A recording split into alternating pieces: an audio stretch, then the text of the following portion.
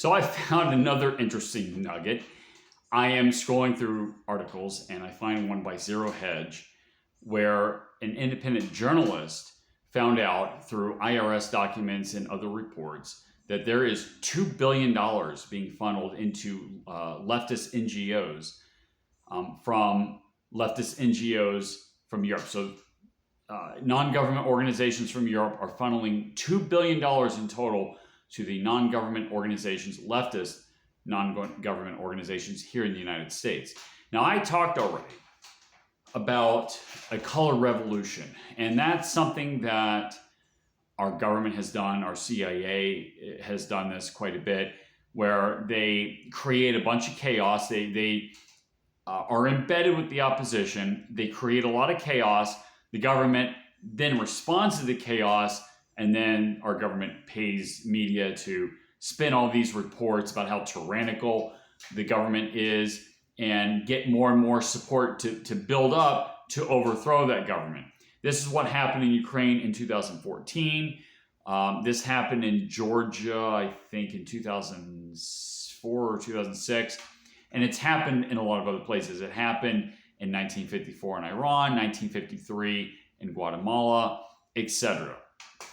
And this is part of the playbook. Now, I've already talked about, like I said, about the color revolution. They are hyping up, and you can see it right now with articles in the so-called mainstream media, legacy media, where they're trying to make ICE look like it's like a brutal Gestapo. They're making it look like they're violating the rights of people, which is not giving you the full context. They don't play the whole video. They don't tell you that these people attacked ICE, and ICE respond by detaining the people that attacked them. So that's just part of what's going on.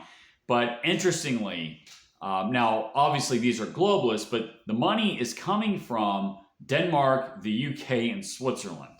Okay, so what that says is that the globalists that have a base of operations in Europe is using that as a platform to try to overthrow the government here in the United States. And, you know, that says something about their motive. Obviously, they want the United States to continue the status quo of protecting the trade and continuing with NATO that benefits Europe. They probably want to have a stronger arm against Russia. They want the United States to be more involved militarily against Russia.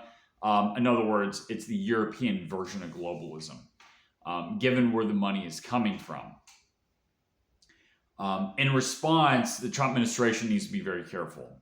They have to be very careful to make sure that they don't play into the hands of the media. The establishment left has basically shut down the government.